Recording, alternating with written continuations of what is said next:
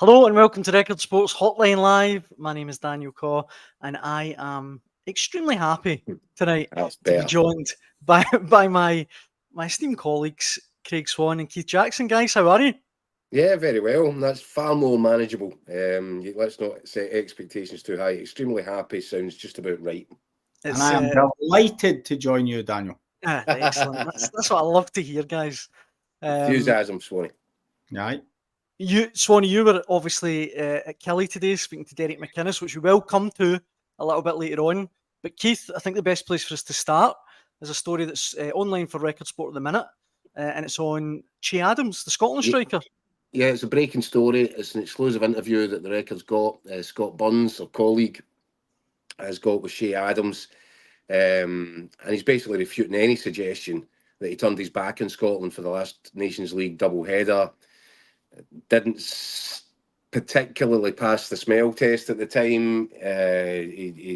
Steve Clarke was a little bit uncomfortable when asked why Che Adams had withdrawn from the squad so shortly after moving to Italy to join Torino. And the feeling was, well, you know, they're saying that he's injured.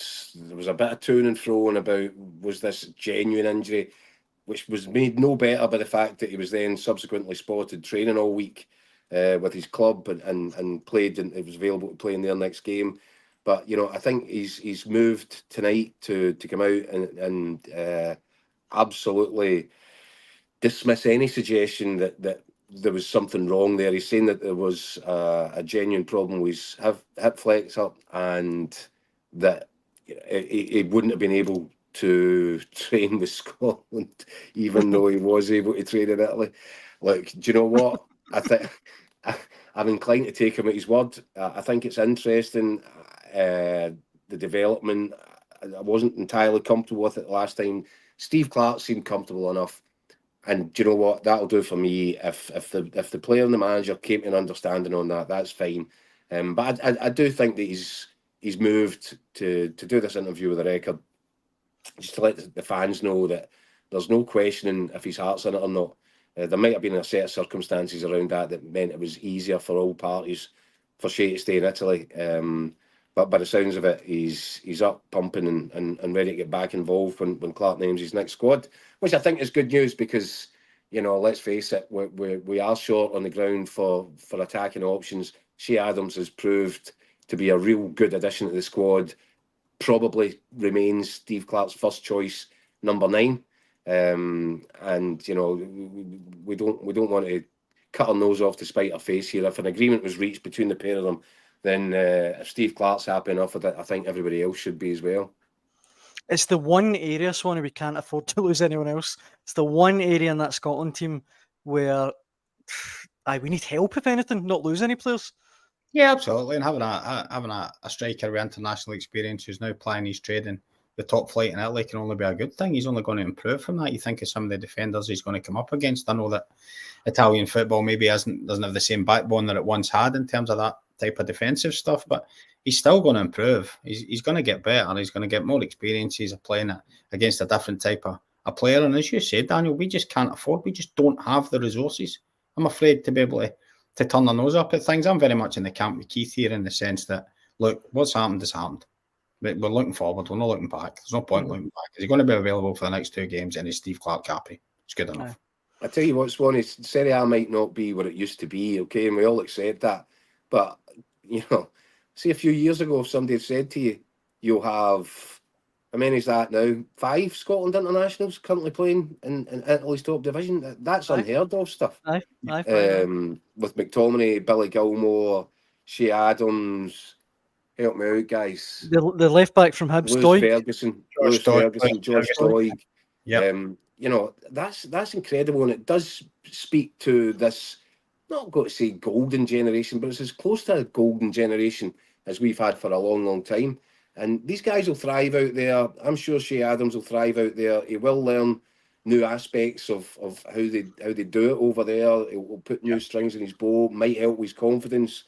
I think, you know, it's to be encouraged. Listen, if Steve Clarke was concerned, if he felt that he was getting messed around in any way, or that Shea Adams was being less than honest with him, then I don't think he would have been quite as vocal in his protection of the player last time around.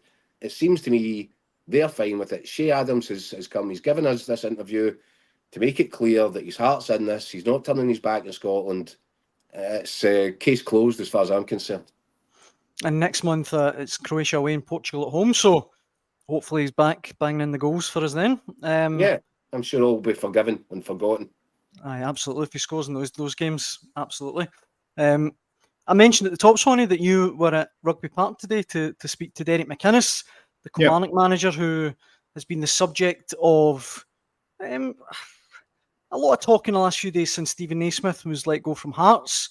We've got a ton of comments from people on Record Sports social media page talking about it, giving their opinion on McInnes. But before that, how was he today?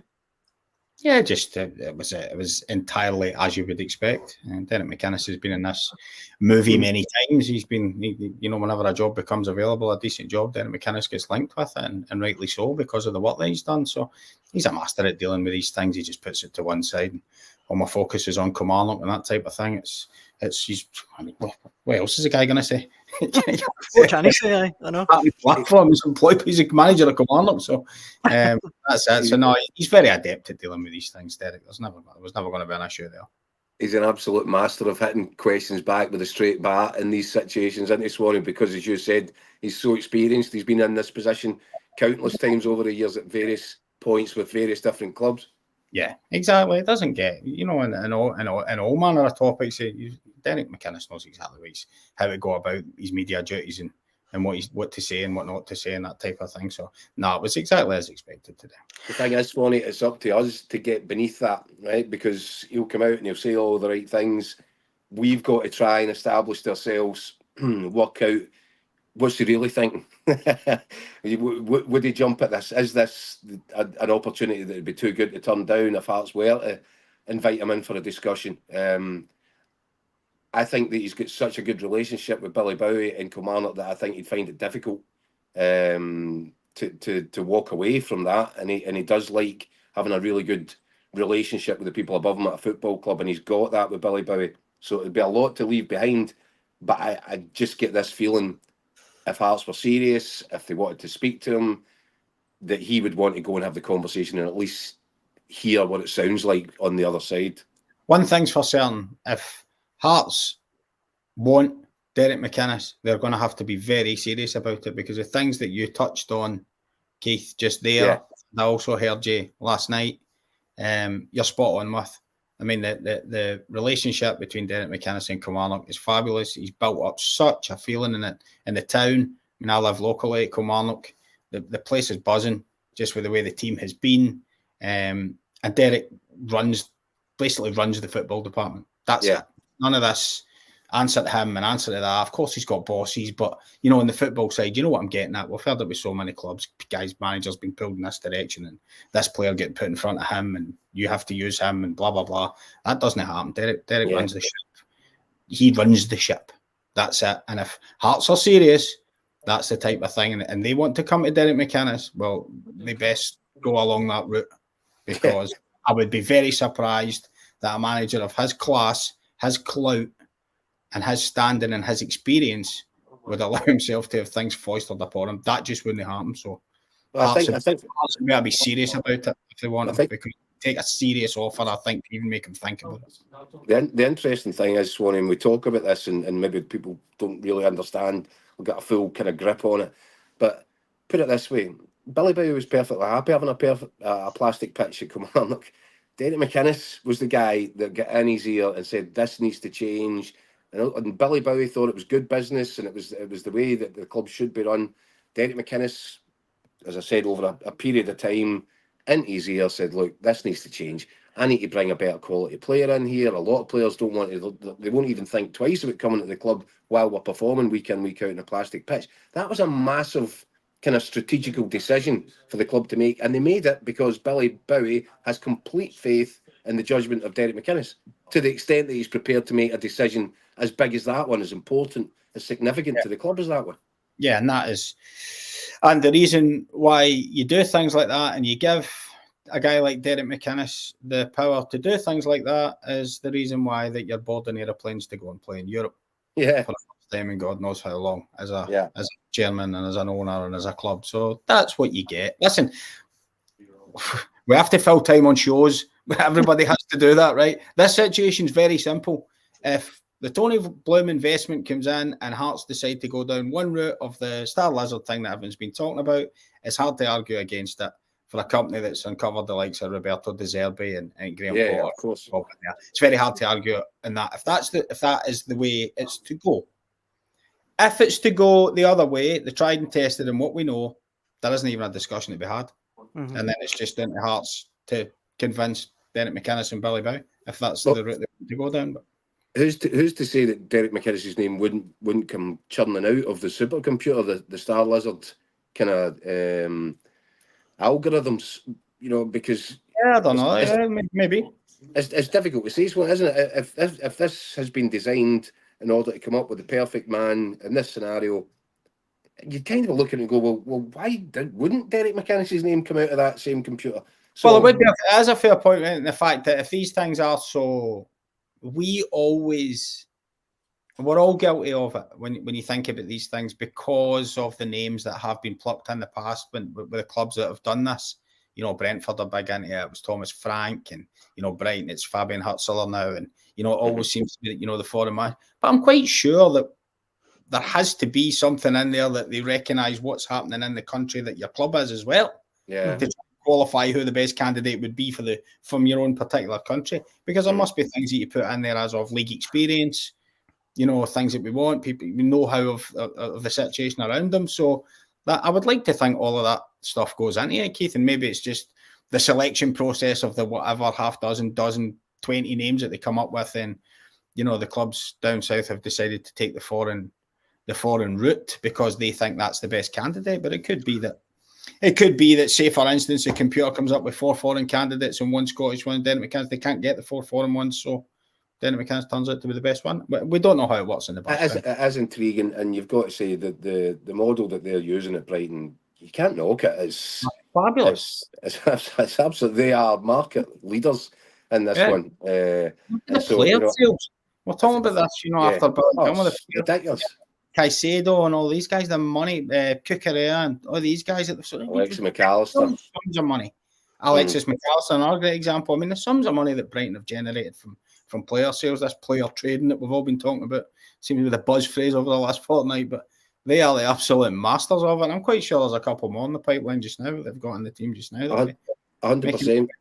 And if you were, whether it's Derek McInnes or another, some guy in a artisan coffee shop in Reykjavik right now that's going to get this thing, you would be excited. You'd already think, look, this is a big opportunity. It's a big club, big support, great ground, all the facets are in place, good training facilities. But if you then bolt onto that, oh, by the way, Brighton are giving us a loan of the supercomputer. Where do you sign? It's a really enticing job, and on top of all that, Tony Bloom's saying, "I'm going to stick £10 million into your budget." The only thing, the thing is, now I am not going to compare both clubs because I do not want to set fire to the next time I end up going anywhere near Hearts or Hibs. Bournemouth have got a pretty good system, and man's in at Hibs, and that's not how it worked out there. Mm-hmm. So I'm not saying it's identical. I'm not saying the investment structure will be the same, but it's just a point to make that how do you guarantee that he will choose if he puts his money in? Because it seems to be that the people at Hibs decided on their appointment rather than. Tony Bloom's not going to hand over a cheque for £10 million and then say, "But you guys crack on. You don't need to use my technology." Well, that's what I thought. But that's what I thought was the story of Hibs. Look, I don't want to rain on the Derek McInnes parade, guys. But to play devil's advocate, we've had a lot of reaction to the McInnes to Hearts story on Record Sports social media channels. If you're a Jambo, or even if you're not, get involved in the comment section below. A couple of them taking issue with you directly, Keith. So I hope you've got your flak jacket on. Lewis Cafferty. Keith continually tipping McInnes is such a boring suggestion. Surely Hearts need to put a bit more of time and imagination into finding Naismith's replacement. Luke McElroy, don't go down the lazy route on that point, McInnes. Aberdeen did their homework, thought outside the box, and Thielen looks the real deal. And Lawrence Neal, Hearts need to look at an outsider. We need a coach with international experience, and you can't find that in the Scottish Premiership. And just, I think, for a bit of a wind-up, Stephen Leonard, Hearts have no chance. McInnes is waiting for Clement to get the sack. Well, that's only half a joke, by the way. There's two things I would say in all of that, Daniel. Go on. The Aberdeen now, whether this is directly true, I'm not sure. It was relayed to me a couple of days ago, but I'm pretty sure that was the case, that Hearts had made reference when they appointed Stephen Naismith about the success of Barry Robson and from stepping up from the background and how it can be done and things like that, and things that didn't go well in the end for Barry. The same as what they have with Stephen. Looking at the Aberdeen thing, I am like everyone, like delighted to see Aberdeen absolutely flying, but I keep coming back to the fact that the real test will be in a couple of months' time. This isn't guaranteed to have worked yet. I know this is going to say, I'll probably have Aberdeen people going mental and say this, but 11 wins, it's fantastic. But it's not proven to have worked yet. It's been a brilliant start, but it's not proven to have worked yet. Yeah. So, but you're using that as a template straight away. Well, Aberdeen are doing it, so that's great. It must work. But there's been a fair share of, Hearts have had guys coming in from abroad, Daniel Stendhal and guys like that, didn't work. So, it needs to be the right. Can it just automatically be, let's just go for him because Aberdeen are having success with that, or think outside the box? They need to be really, really spot on with what they come up with, rather than just say, well, this seems to be the trend, the way ahead, let's go. We don't know if Jimmy Tellin's going to have his next 9 games and win one of them. I mean, Nazy had a brilliant run last year at Hearts, didn't he? A fabulous run of results. So you can have runs. Swanee, what I'd say on this, this lazy reference and all that. Look, I get it. I get that there's Tony Bloom's laptop is available, and that's exciting people. Of course it is, because Brighton have made such an art form of sourcing the right people, be it in the dugout or in the dressing room. It's terrific. If that technology is available, absolutely you need to take a look at it and take a look at what it's coming out with. But at the same time, where this is different right now is that Derek McInnes is without question. I mean, there is you talk about trying to minimise the risk of a managerial appointment, right? Derek McInnes is an outlier in terms of where else would you find a guy who has consistently punched above his weight over such an extended period of nearly 2 decades? He knows the thing inside out. I mean, he is absolutely minimising the risk. That's exactly what that appointment is. And also, it's not just that, here's a guy that's actually taken the battle to the old firm at various points in this. So while I totally accept that people will be looking for something new and something fresh and something that, the data is pointing towards, yeah, I get it. But my point is, as I wrote the other day, I get it, and I absolutely understand the excitement levels and the wish to try something new. But you don't sacrifice and ignore the obvious answer that's staring you right back in the face just because he happens to be Scottish. If anything, surely that should be a massive tick in the box that this guy over and over and over again has produced.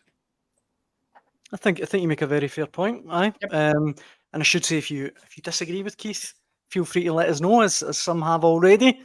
I want to talk about Rangers, guys, if that's okay. Keith, the story today that caught my eye, just because of how silly it was the story that we've got on Record Sport Online of Barry Ferguson being binned off by Paul Le Guen at Rangers because he was eating beans and toast. And apparently Le Guen picked up his beans and toast, scraped the beans into the bin and told him, we don't eat beans here anymore. I mean, we've had a few comments on that. Most of them just... Can I just break in here? If Paul Le Guen wants to come down to my kitchen just now, the girls have just had their dinner. They can clean up my dinner table if you want. Very good point. That's probably what he does these days. Robert Stewart says it could be worse. Could have been jelly and ice cream. And Gordon Macklin says they're just a couple of has-beens anyway, which I couldn't resist putting in. Hey. But did you guys ever have many dealings with Paul Le Guen? Yeah. Was he as strange a character as he came across to fans? He was a strange character. And, I've spoken to Barry Ferguson, obviously Daily Record columnist. I've spoken on many occasions. to him about that period of time, which was obviously a very fraught period of time, if short-lived. Le Guen was an odd character, and I think one of the things that everybody found a bit odd about him at the time was when he moved to Glasgow. He was here for a period of months, but by the time he was ready to leave, he actually didn't have to pack up his belongings. They were already still in the cardboard boxes that they had arrived in. He never went to he never went to the trouble of unpacking in the first place, which suggests that probably he got the idea that he might not be long for this country. I don't know. You know, you would need to be inside the dressing room. I've heard this story. I've heard about the beans. I've heard about tomato ketchup. I've heard about Chris Boyd and Monster Munch, all sorts of stuff. And I'm sure that there was kind of sports science behind a lot of it. But I just feel that Paul Le Guen had quite an unfortunate way of speaking to people. Maybe he felt there was a problem with the leadership group at Rangers. Maybe he wanted to sort of bust that up a little bit. I found it strange when he came in. He used to talk, because I think he gave the captaincy to Gavin Ray shortly after that incident, and then proceeded to sit in a press conference. And we were, you know, this is obviously a significant story. He was looking at it as if we were half-daft. This isn't a significant story. One, you're a football manager. Don't tell a journalist what a significant story is. Two, you know, you're just plainly wrong. Of course, if there's an issue between yourself and the guy who is an established winning captain at the football club, it's a story. And it did become a story, and it did become an issue, and it, you know, things obviously get more and more fraught between the pair of them, and it exploded, I think, after I think it was a defeat up at Inverness. When if going by Barry's kind of recollection on it, which I'm happy to do so, given as he was more than just an eyewitness, he was a participant.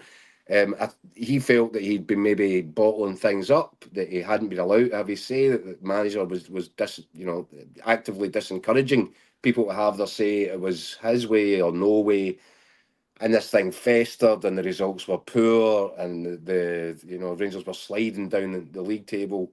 Barry Ferguson found it unacceptable. And in the heat of his frustration, after dropping another 3 points on the road up in the Highlands, I think he just said, I think the famous line is that Le Guen came into the dressing room and said, "Look, don't worry, guys, everyone's going to be fine. We just need to stick together," obviously with a French accent. And I think that was once too many. I think Barry Ferguson had heard that line once too many times. And you are talking about a guy that needed to go recently for anger management classes and all that. So there's a volcanic side to Barry, which I think erupted at that very moment when he had just heard that line once too often. I don't think that, according to Barry anyway, that he sort of undermined the manager. I think that he felt, as captain of the club, he had some stuff to say at that moment in time, stuff that some of the people that were new to the club, he felt, needed to hear. But that was effectively the end.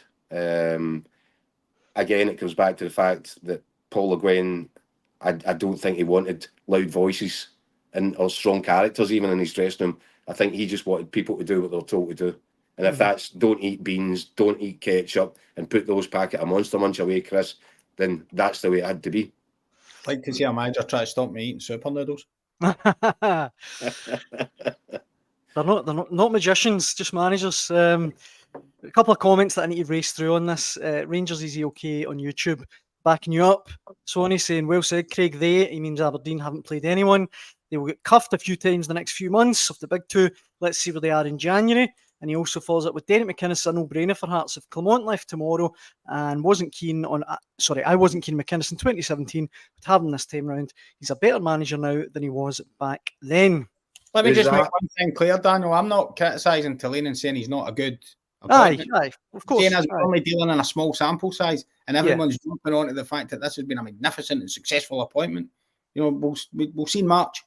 Yeah, absolutely. I hope they are still flying. I hope they are still flying, by the way. But I wrote the same thing for Stephen Naismith when the smelly stuff hit the fan for him there.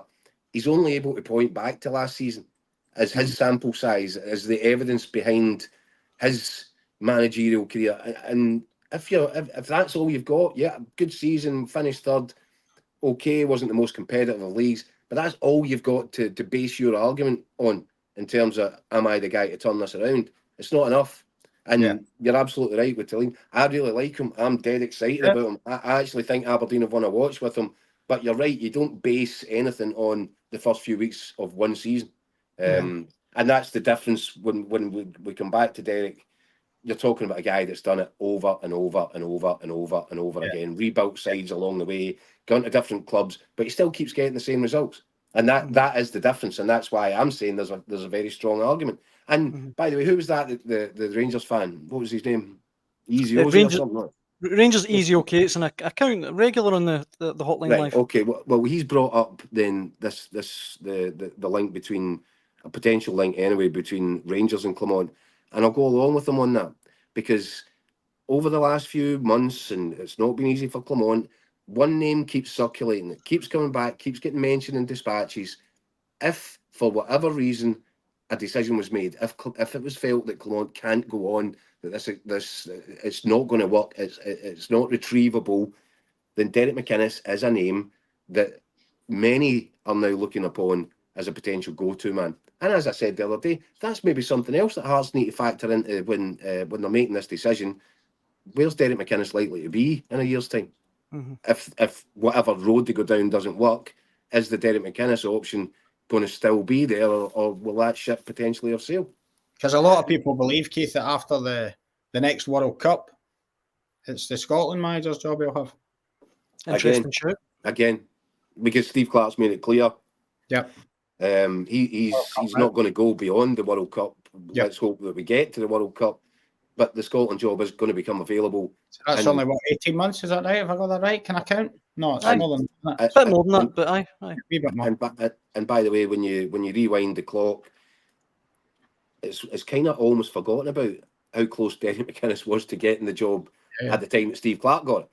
Yes, I think that Steve Clarke was the unanimous choice at the time, but there was conversations going on with Derek McInnes. He was very much involved in the latter stages of that process. So it stands to reason that when Steve Clarke chooses to move on, Derek McInnes is somebody that's at the top of the file. I think you best move on, Daniel, because I doubt we're going to sell another daily record in Kilmarnock for the next. It's a very good point.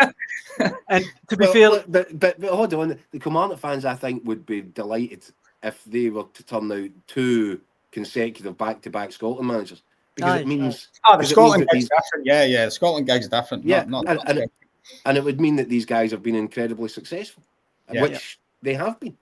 Yeah, Steve Clarke was applauded out the door. Yeah, aye. You know, that's exactly the same as what would happen with Derek McInnes if he went to the Scotland job. I'm sure of that.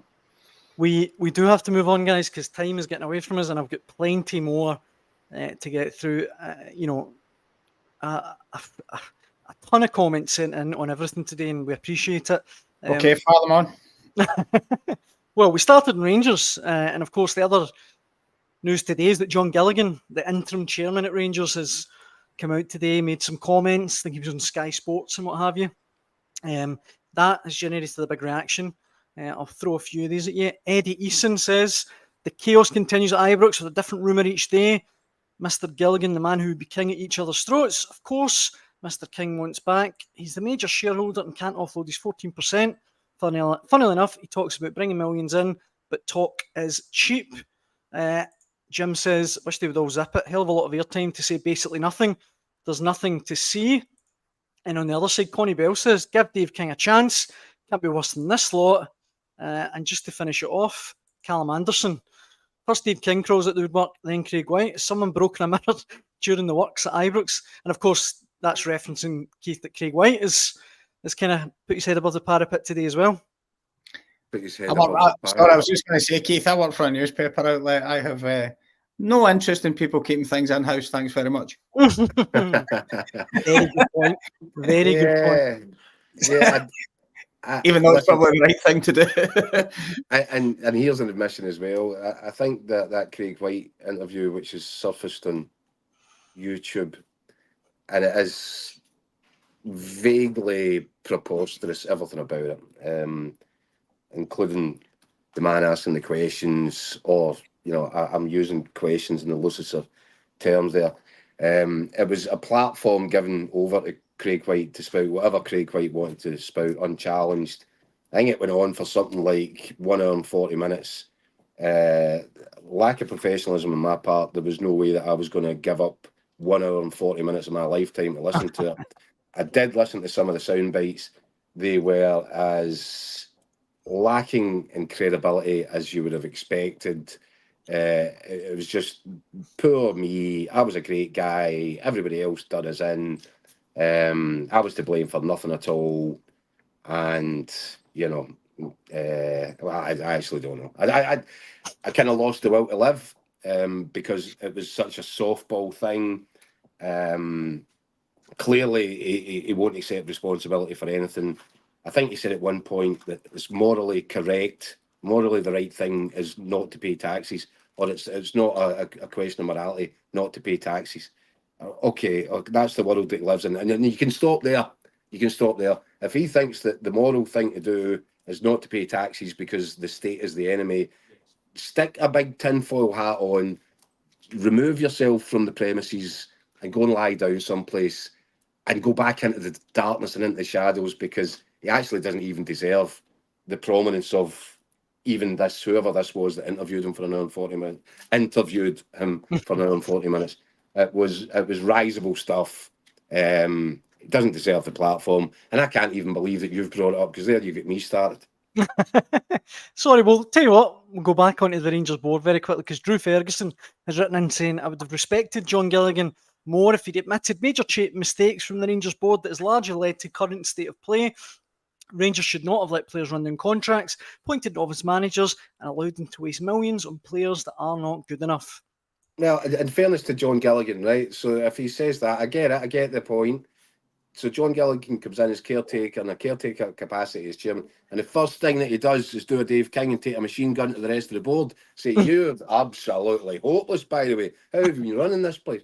He's got to try and go in there and make the best of it. And I hope he takes a leaf out of John Bennett's book and tries to be the unity candidate in there, because that's what they need. They don't need another Dave King. They don't need more backstabbing in the boardroom, etc., etc. They need a bit of, cohesion, togetherness, and a bit of calm more than anything else. And I think that's what John Gilligan is trying to provide them with. And good luck to him. Let me throw this one at you guys. We've already offended the Kelly fans. Let's see if we can do it with St Johnstone.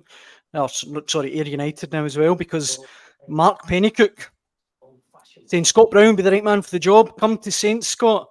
Paul counters though with, don't touch it, mate. You're doing well at Ayr. You could be swapping positions soon. Trust the guys who run your own club. They've got more money than St Johnstone can dream of. And John Berry, don't think he'll go there. A lot going on in the background at Ayr just now. A lot of money being spent. I think the Hibs job comes up in a couple of years.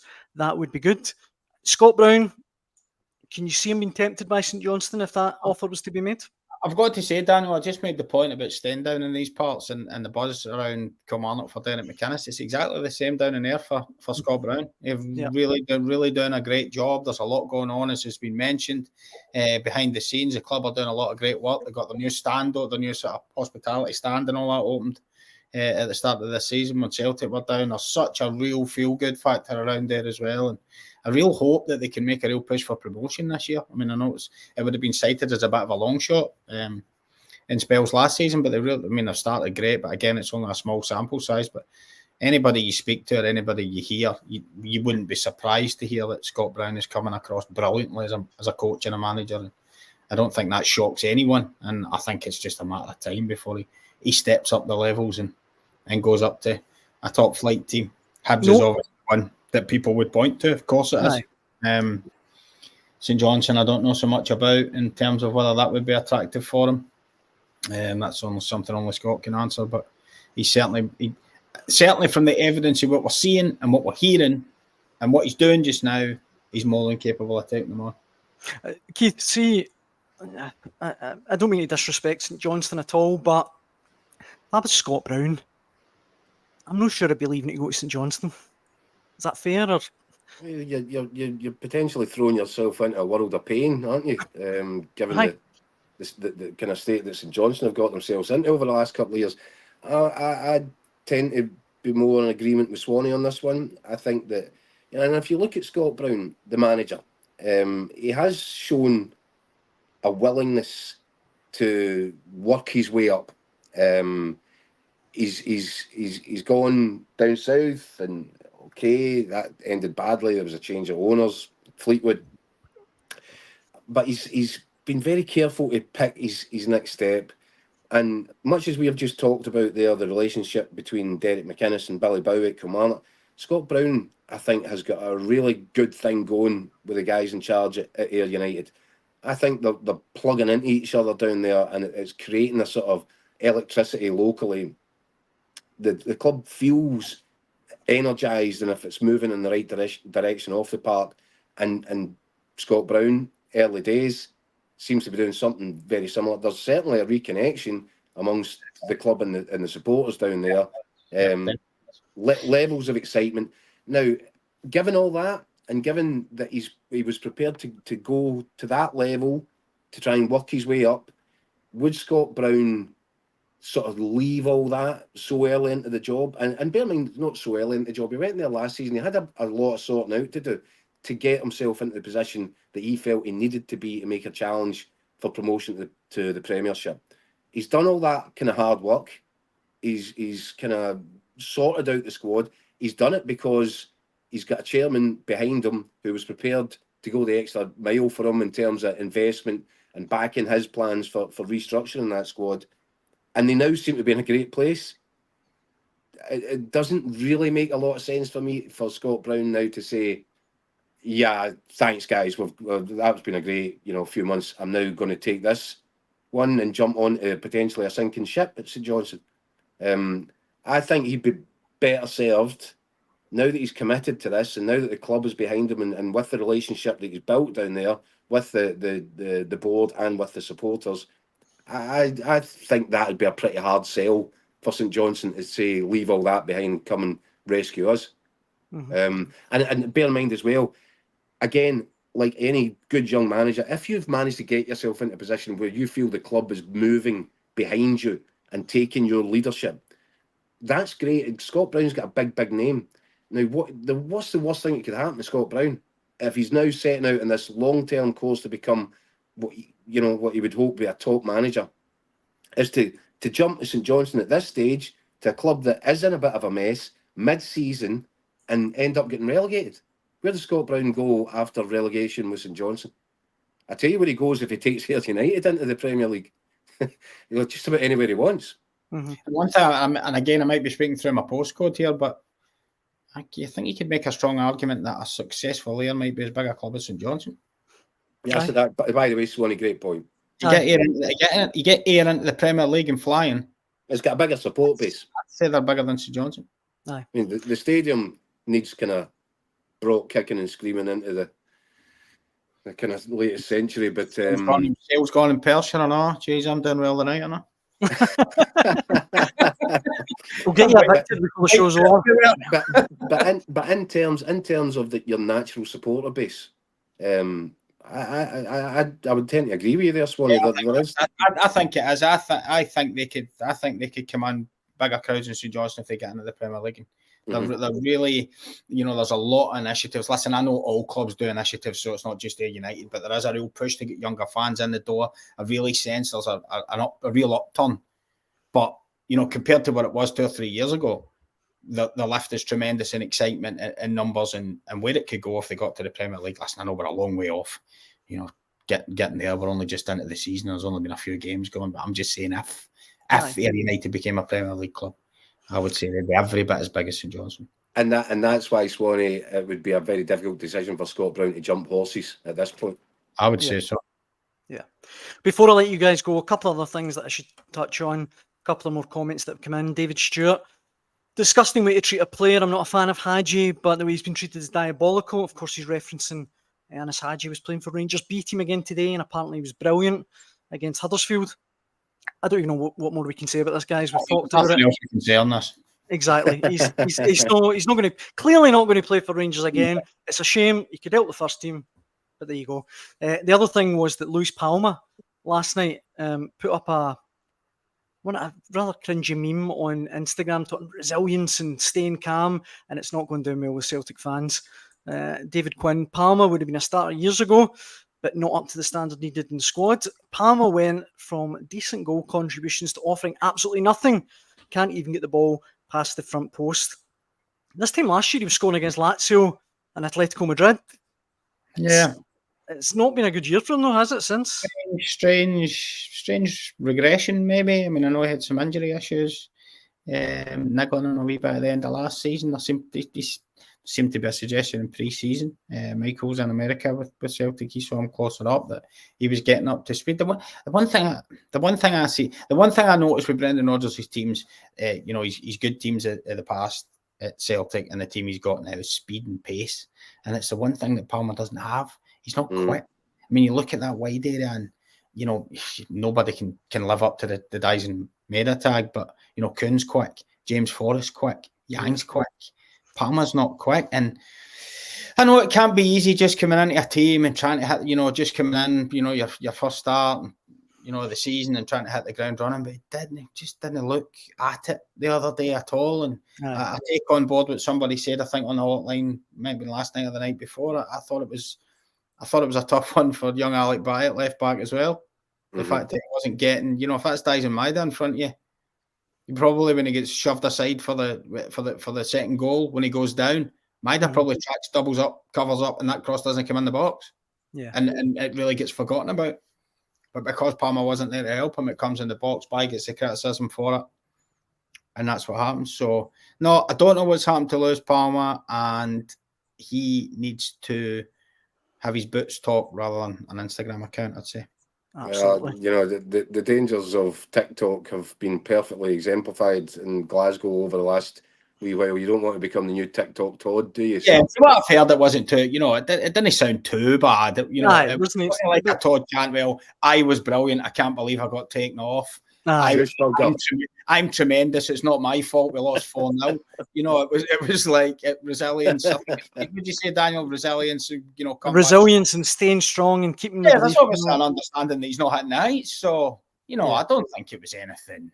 I don't think it's anything to jump on. But it wasn't a shushburger, Swanee. No, it wasn't a shushburger. But if he, but I think he definitely will need to. I mean, I saw his international coach during the last international break, humming and hawing about the minutes he's getting at Celtic. There's only one person can sort that. Yeah. And it's Lewis Palmer. Because if Lewis Palmer's playing out his skin, Brendan Rodgers will pick him. It's that simple. No. It's a weird one because I think he's a talented player, but I guess we'll see. Guys, that brings us to the end of tonight's Hotline Live. If you contributed with any comments, we really appreciate it, and we'll be back tomorrow at 6 p.m. to do it all again. Swanee, Keith, thank you very much. Good evening. And delighted to not be joining you anymore. And thank you very much for watching at home. Cheers. Cheers.